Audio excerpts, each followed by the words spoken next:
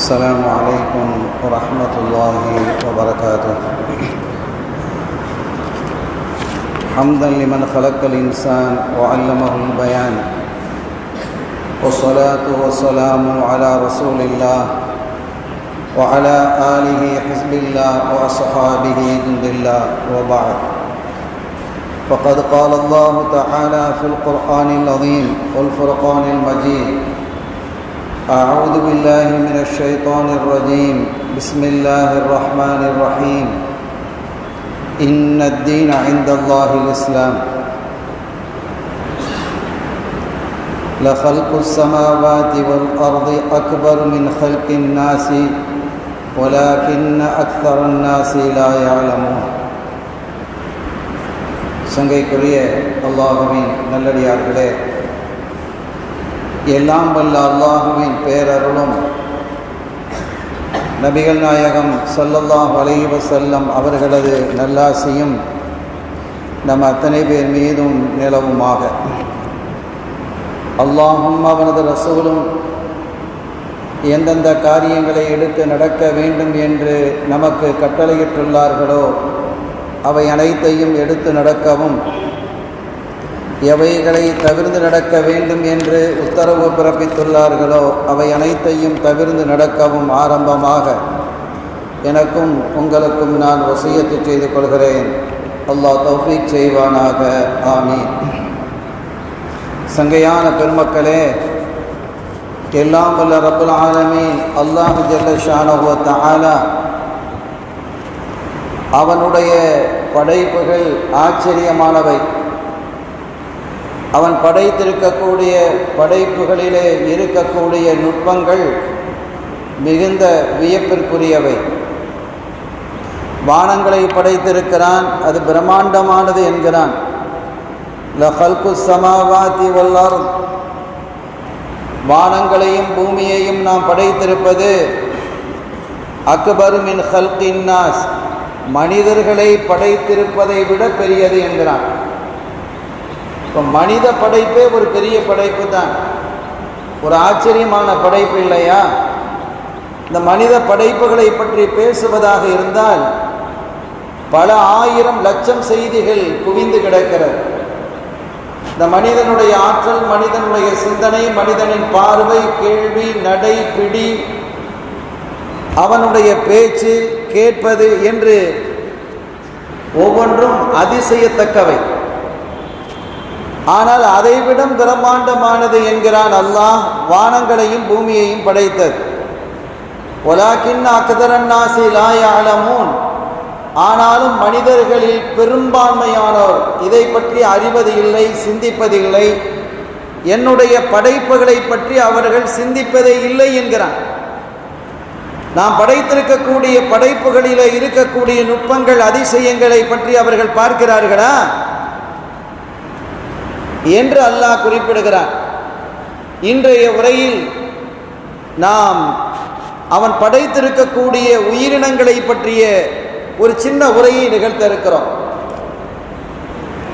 கடந்த சில வாரங்களுக்கு முன்பாக உயிரினங்கள் என்ற தலைப்பில் காகத்தை பற்றி பேசினோம், காக்கையை பற்றி. கண்ணியத்திற்குரிய பெருமக்களே, எல்லாம் வல்ல ரப்புல் ஆலமீன் அல்லாஹ் ஜல்ல ஷானஹு வ தஆலா குர்ஆனிலே 140 ஆயத்துக்களில் 140 வசனங்களில் 27 உயிரினங்களை பற்றி பேசுகிறான். ஆடு, மாடு, ஒட்டகம், அதே போன்று யானையை பற்றி குறிப்பிடுகிறான். உயிரினங்களாக இருக்கக்கூடிய தேனீக்களை பற்றி, பூச்சி வகைகளை பற்றி, எறும்பை பற்றி, நாய் ஹின்சீர்களை பற்றி, இவைகளை பற்றி எல்லாம் அல்லாஹ் பேசுகிறான். அவனுடைய சில இடங்களில் உதாரணத்தையும் அல்லாஹ் காட்டுகிறான். இந்த உயிரினங்கள் பல்லாயிரக்கணக்கான உயிரினங்கள் இருந்த பொழுதிலும் நம்முடைய ஷரியத்தில் சற்று அசிங்கமாக பார்க்கப்படக்கூடிய 2 உயிரினங்கள் நாயும் ஹின்சீரும் தான். இந்த ரெண்டும் தான் என்ன செய்யப்படுகிறது? அசிங்கமாக பார்க்கப்படுகிறது. அதற்கான காரணங்களையும் ஹதீதுகளும் ஹதீதினுடைய விளக்க உரைகளும் நமக்கு தெளிவாக சொல்லும். அது அல்லாஹ்வுடைய படைப்பு தானே. ஏன் அவைகளை அசிங்கமாக நீங்கள் பார்க்கிறீர்கள் என்ற ஒரு கேள்வி எழுந்தால் அதற்கான விளக்கத்தை முஃபஸ்ஸிரீன்கள் மிகச்சிறப்பாக சொல்லியிருக்கிறார். இன்றைக்கு இந்த இரண்டு ஜீவராசிகளிலே ஒன்றான அந்த நாய் இருக்குது பாருங்க, பல வீடுகளிலே வளர்ப்பு பிராணியாக ஆகிடுச்சு. நாய் உண்மையிலேயே வளர்ப்பு பிராணியா? இந்த நாயை குறித்து இஸ்லாம் என்ன சொல்கிறது? இப்ப நம்ம ஊர்லையும் பார்த்தாலும் எங்க பார்த்தாலும் நாயா தான் இருக்கு. இந்த நாய்க்கான ஒரு கட்டுப்பாடு இல்லாமல் தினசரி பத்திரிகைகளிலே நாம் இந்த நாய்களினுடைய தொல்லைகளை பற்றி படித்துக் கொண்டிருக்கிறோம். குழந்தைகளை குதறியது, பெரியவர்களை கடித்து சின்ன பின்னமாக்கியது, அதனால் உயிர் போன செய்திகள்லாம் பத்திரிகையில் தொடர்ந்து வந்துகிட்டே இருக்கு. ஆனால் இந்த அரசுகள் அதை கவனிக்கின்றனவா என்று தெரியவில்லை. ஒரு செய்தியை நான் படித்தேன், வாட்ஸ்அப்பில் வந்தது. அது எந்த அளவிற்கு உண்மைன்னு எனக்கு தெரியல. அதில் என்ன அப்படின்னு சொல்லும் பொழுது, ஒன்றிய அரசை குறித்து சொல்லும் பொழுது, அந்த நாய்க்கடிக்கான மருந்து இருக்குது பாருங்க. நாய்க்கடிக்குன்னு மருந்து இருக்குமா இல்லையா? எல்லாத்துக்கும் மருந்தை வச்சுக்கிறான், எல்லா நோய்க்கும் மருந்து இருக்கு. இந்த நாய்க்கடிக்கான மருந்தை விற்பனை செய்பவர்களுக்கும் ஒன்றிய அரசிலே இருக்கக்கூடிய அந்த பிஜேபி அரசுக்கும் இடையில பக்கா தொடர்பாக இருக்குது. ஒரு செய்தி, அது எந்த அளவிற்கு உண்மை என்று தெரியாது, ஆனால் உண்மையாக இருப்பதற்கான வாய்ப்புகள் சாத்தியம் அதிகம். எனவே நாய் கடிக்கான மருந்து விற்பனை ஆகணும்னு சொன்னா எப்போ ஆகும்? நாய் கடிச்சாதான் ஆக முடியும். இது எப்படிப்பட்ட அரசுகளாக இந்த அரசுகள் இருக்கிறது என்பதை நீங்க நிகழ்ந்து பாருங்கள். மனிதர்களினுடைய பாதுகாப்பை முழுமையாக இந்த உலகத்திற்கு தந்தது இஸ்லாம் மட்டும்தான். இஸ்லாம் மட்டும்தான் முழுமையான பாதுகாப்பை தந்திருக்கிறது என்பதை நாம் விளங்கிக் கொள்ளணும். நாய்க்கு பாருங்க, வேர்க்கிறதே நாக்கில் தான் வியர்க்கும். நமக்கு உடம்புல வேர்க்கிறது இல்லை, நாய்க்கும் வியர்க்கும், ஆனால் அது நாக்கிலே தான் வியர்க்கும். அது நாக்கை தொங்க போட்டுக் கொண்டு இருப்பதை நீங்கள் பார்க்கலாம். அதிலிருந்து அந்த வியர்த்து கொண்டே இருக்கும். இன்றைய ஆய்வாளர்கள் அப்பவே ஸல்லல்லாஹு இதை பற்றிலாம் பேசி முடிச்சுட்டாங்க. ஷரியத்து நமக்கு எல்லாத்தையும் சொல்லி இருக்குது. கண்மணி ஸல்லல்லாஹு அலைஹி வஸல்லம் அவர்கள் மிக தெளிவாக பேசி இருக்கிறார்கள். அந்த நாயிலிருந்து வரக்கூடிய அந்த வியர்வையும் அதிலிருந்து வரக்கூடிய அந்த எச்சிலும் மிகப்பெரிய பொல்லாத கிருமிகளை கொண்டது, ரொம்ப ஆபத்தான கிருமிகளை கொண்டது. அதற்கான மருந்து இன்று தயாரிக்கப்பட்டிருக்கிறது. அந்த மருந்து எதிலிருந்து தயாரிக்கப்பட்டதுன்னா மண்ணிலிருந்து தயாரிக்கப்பட்டிருக்கிறது. அதற்கான மருந்து மண்ணிலிருந்தே தயாரிக்கப்பட்டிருக்கிறது. இப்ப நீங்க அந்த ஹதீஸை பாருங்க, கண்மணி ஸல்லல்லாஹு அலைஹி வஸல்லம் அவர்கள் சொல்றாங்க, நாயை நீங்கள் தொட்டாலோ நாய் உங்கள் மேனியில் பட்டாலோ 7 தடவை கழுவுங்க. ஒரு தடவை என்ன செய்யணும்? மண் கலந்து கழுகணும். இன்னைக்கு பாருங்க, இன்னைக்கு மண்ணிலிருந்து அந்த மருந்து தயாரிக்கப்படுதுங்கிறான். எவ்வளவு பெரிய மருத்துவத்தை வல்லலம் கண்மணி நாயகம் முஹம்மது ரசூலுல்லாஹி ஸல்லல்லாஹு அலைஹி வஸல்லம் அவர்கள் இந்த சமூகத்திற்கு வழங்கி இருக்கிறார்கள். இந்த சமூகம் என்று சொல்வது முஸ்லிம்கள், மூமின்கள் அல்ல, உலகத்தில் வாழக்கூடிய அத்துணை மக்களுக்கும் அது மருந்து தானே. 7 தடவை. இப்ப நமக்கு அதுல ஷரியத்தினுடைய ஹுக்கும் என்ன அப்படின்னா, இப்ப நாய் நல்லா காஞ்சு போய் இருக்கு, அதுல எந்த ஈரமும் இல்லை. நம்ம மேனியோ அல்லது இடுப்பு அல்லது உடையோ அதுவும் காஞ்சி போய் இருக்கிறது, அதுவும் காஞ்சி போய் இருக்குன்னு வைங்க. இப்ப நாய் நம்ம மேல பட்டுடுச்சு அப்படின்னு சொன்னா நம்ம இப்ப கழுகணுங்கிற அவசியம் இல்லை. அந்த பட்ட பகுதி ஈரமாக இருந்தாலோ, ஆடையோ அல்லது மேனியோ இருந்தாலோ அல்லது நாய் ஈரமாக இருந்தாலோ நம்ம என்ன செய்யணும்? 7 முறை கழுகணும், ஒரு முறை மண் கலந்து கழுகணும் அப்படிங்கிறது சட்டம். ஃபுகஹாக்கள் அதற்கான விளக்கங்களை நமக்கு சொல்றாங்க. அந்த ஹதீஸினுடைய ஆய்விலிருந்து அந்த விளக்கத்தை சொல்றாங்க. நாம் என்ன விளங்குகிறோம் என்றால், இந்த உடல் ஆரோக்கியம் குறித்து இஸ்லாம் ரொம்ப உன்னதமான கவனத்தில் இருக்கிறது. நோய் நொடியிலிருந்து ஆரோக்கியமான வாழ்வை இந்த சமூகம் வாழ வேண்டும் என்பதில் இஸ்லாமிய ஷரியாவை போன்று அக்கறை கொண்ட எந்த மதமும் மார்க்கமும் சமயமும் இல்லை. நாயிடத்திலே பல நல்ல குணங்களும் இருக்கிறது, நாயிடத்திலே சில நல்ல குணங்களும் இருக்கிறது, அதே சமயத்தில் கெட்ட குணமும் அதில் இருக்கிறது, ஆபத்தான குணங்களும் இருக்கிறது. இந்த நல்ல குணம் என்று எடுத்துக்கொண்டால் அதில் இருக்கக்கூடிய பிளஸ் பாயிண்ட் என்று எடுத்துக்கிட்டா, அதனுடைய மோப்ப சக்தி, அது எல்லாருக்கும் தெரியும், அதனுடைய மோப்ப சக்தி. அதே மாதிரி அது தடயங்களை கண்டறிவதிலே மிகப்பெரிய திறமையை அல்லாஹ் அதற்கு கொடுத்திருக்கிறான். ஒரு மோப்ப சக்தி, ஒரு இடத்துக்கு ஒருத்தன் வந்தான் அப்படின்னு சொன்னா ஒவ்வொரு மனிதனுக்கும் அல்லாஹ் ஒரு வாடையை வச்சிருக்கிறான்.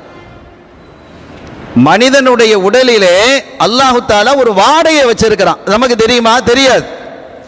இந்த வாடையை அதிகமாக உணர்றவங்க யாரு தெரியுமா? கண் தெரியாதவங்க உணர்வாங்க.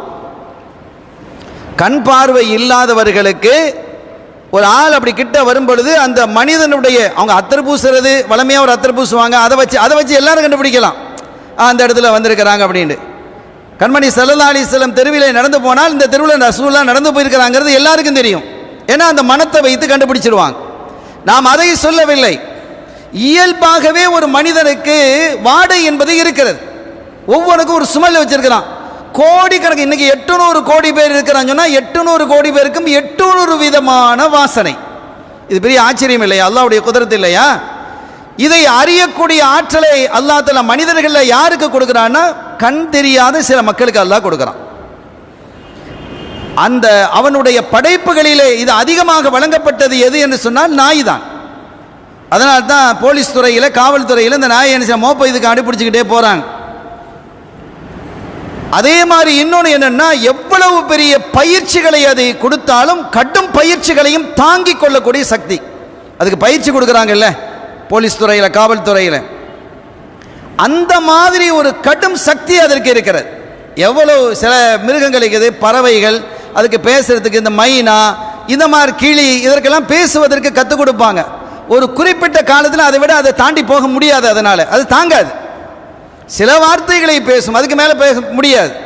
ஆனால் நாய் இருக்கிறதை நீங்கள் எவ்வளவு இந்த கண்டறியக்கூடிய, தடயங்களை ஆய்வு செய்யக்கூடிய ஆற்றல் அதற்கு இருப்பதால் நீங்கள் பயிற்சி கொடுக்க கொடுக்க அது வளர்ந்து கொண்டே இருக்கும், அது சடையாது. இப்படி ஒரு தன்மையை அல்லாஹ் தஆலா இந்த நாய்க்கு கொடுத்திருக்கிறான். இன்னொன்று என்னன்னா, எஜமானினுடைய விசுவாசம் அதற்கு உண்டு. எஜமானினுடைய விசுவாசம் அதற்கு உண்டு என்பதை நாம் விளங்கணும். ஸல்லல்லாஹு அலைஹி வஸல்லம் அவர்களுடைய காலத்தில் நாய் நன்றி உள்ளதுன்னு சொல்லுவோம் இல்லையா?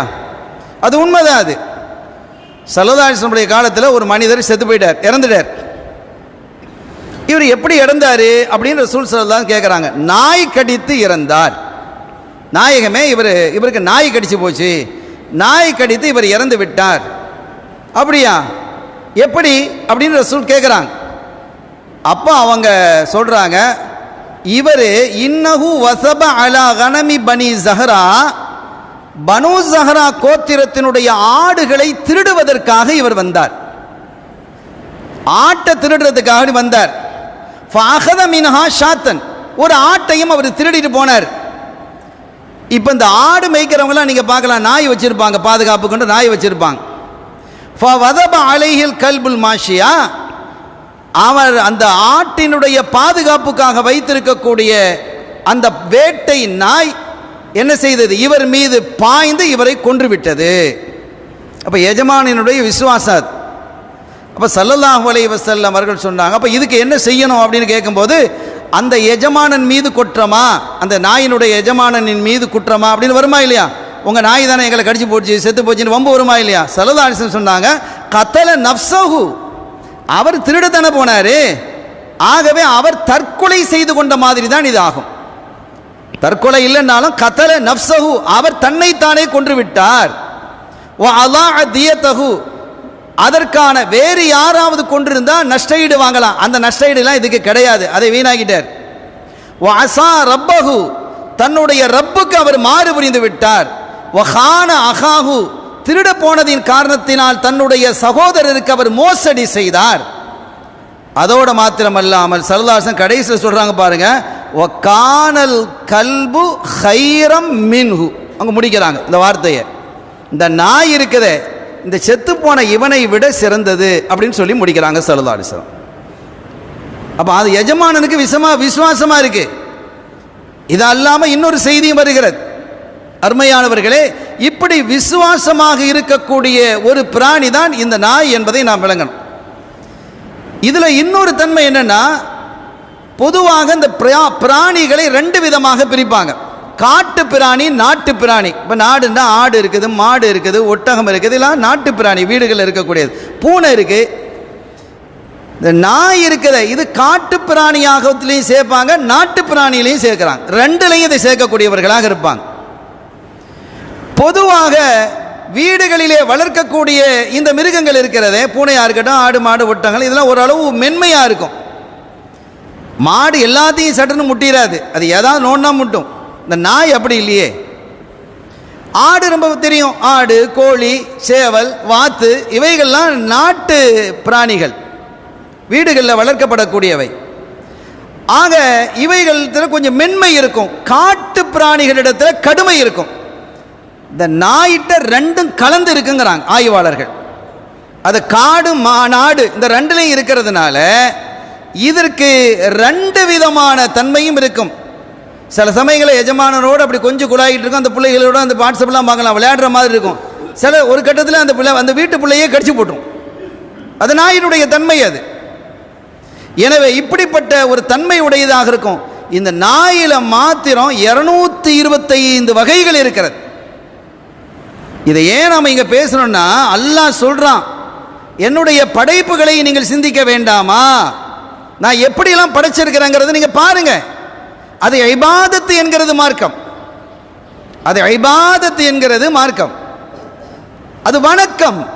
என்னுடைய படைப்புகளை பற்றி என்னுடைய அதில் பார்த்து என்னுடைய குதிரத்தை, என்னுடைய வல்லமையை, என்னுடைய ஆற்றலை, என்னுடைய சக்தியை நீங்கள் புரிந்து கொள்ள வேண்டும், தெரிந்து கொள்ள வேண்டும் என்று அல்லாஹ் வலியுறுத்துகிறான். ஸல்லல்லாஹு அலைஹி வஸல்லம் சொல்லும் போதும் கூட அல்லாஹ்வினுடைய படைப்புகளை சிந்திப்பது என்பது 100 வருஷம் இபாதத்தை விட சிறந்ததுங்கிறாங்க ஸல்லல்லாஹு அலைஹி வஸல்லம். கமா கால அலைஹிஸ்ஸலாத்து வஸ்ஸலாம்.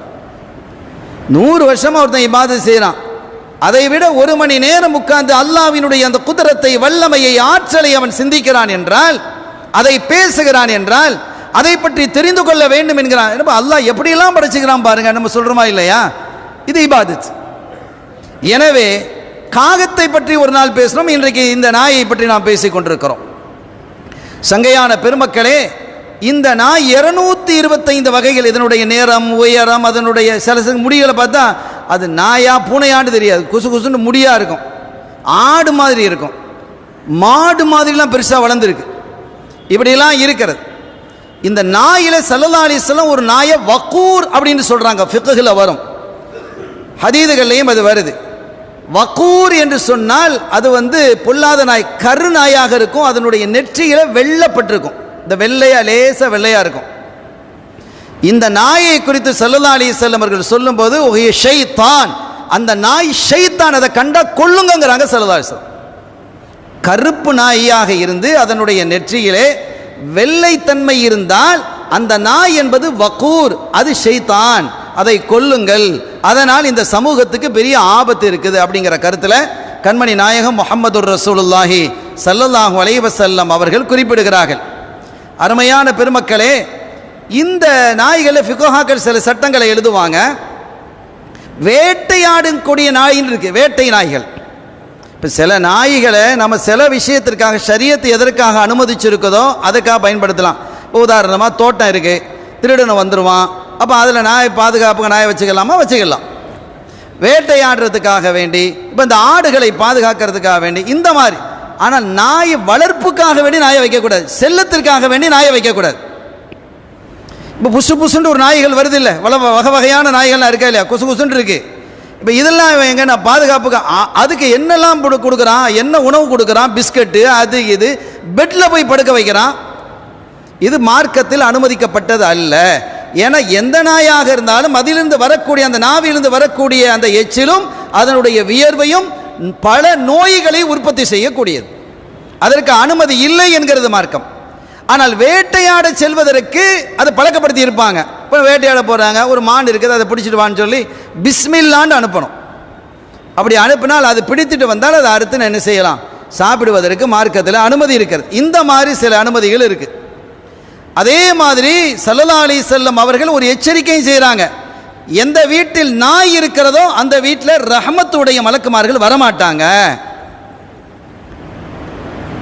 நாயில் இருக்கக்கூடிய பிளஸ் மைனஸ் எல்லாம் இருந்தாலும் கூட இங்கே ரஹமத்துடைய மலக்குகளே வரமாட்டாங்கன்னு கண்மணி நாயகம் ஸல்லல்லாஹு அலைஹி வஸல்லம் என்ன செய்கிறாங்க, குறிப்பிடுவதை நாம் என்ன செய்யணும், இந்த நேரத்தில் கவனிக்கணும்.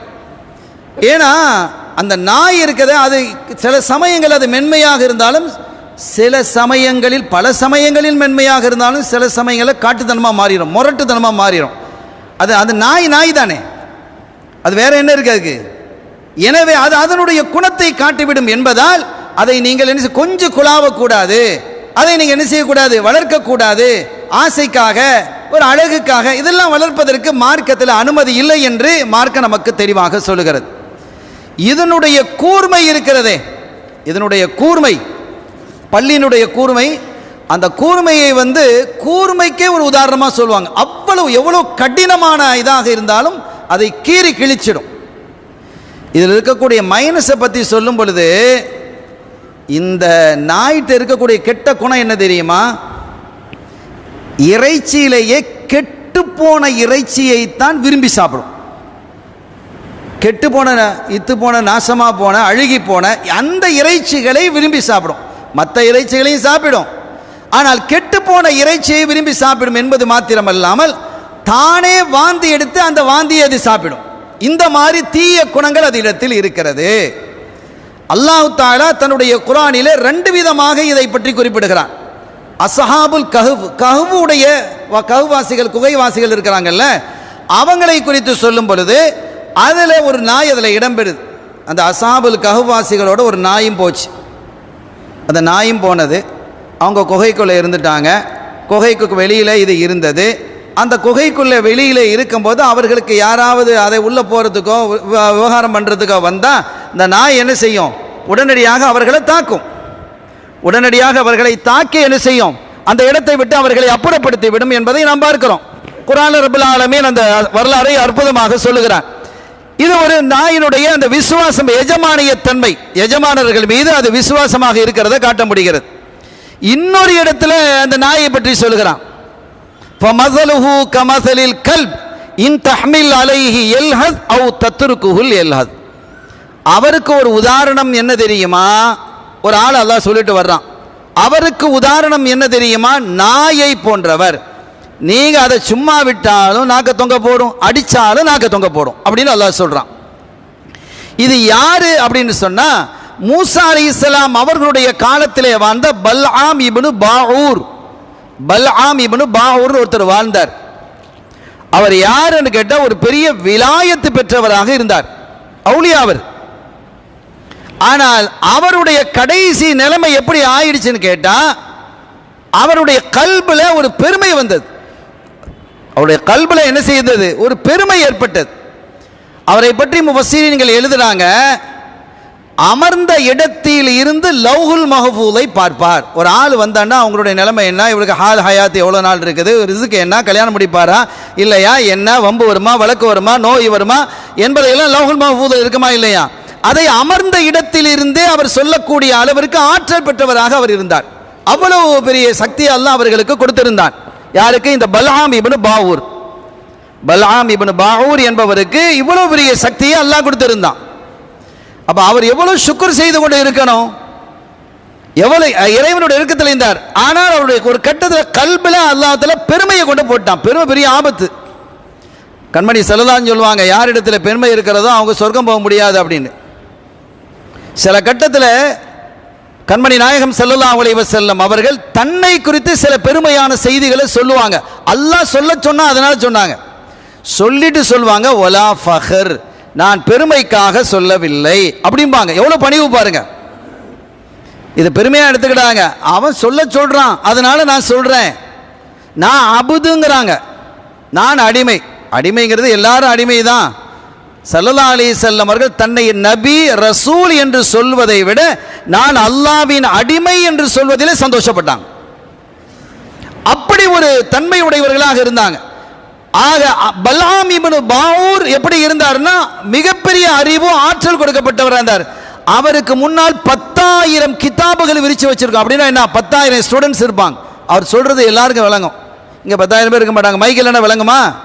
அவர் பேசுவது அவ்வளவு பேருக்கும் விளங்கும். அவ்வளவு பெரிய கராமத்து உடையவராக அவர் இருந்தார். ஒரு கட்டத்தில் மூசா அலைஹிஸ்ஸலாம் அவர்களினுடைய சிறப்பு, மகத்துவம், மாண்பு பெரிதாக எல்லா மக்களிடத்திலும் பேசப்பட்ட போது, இயல்பா ஒருத்தனுக்கு வந்துடுமா இல்லையா, அந்த என்ன அவர் தான் பெரிய ஆளா, நான் பெரிய ஆள் இல்லையோ, நான் லௌஹுல் மஹ்ஃபூஸை பார்க்கல, இந்த மாதிரி வருமா இல்லையா? இது பெரும்பாலும் யாருக்கு வரும்? அறிஞர்களுக்கு தான் வரும். இந்த மாதிரி பெருமை மற்றவர்களுக்கு வரும். குறிப்பாக அறிஞர்கள் என்று சொல்லக்கூடிய உலமாக்கள், ஆலிம்களுக்கு ஏற்பட்டுரும்.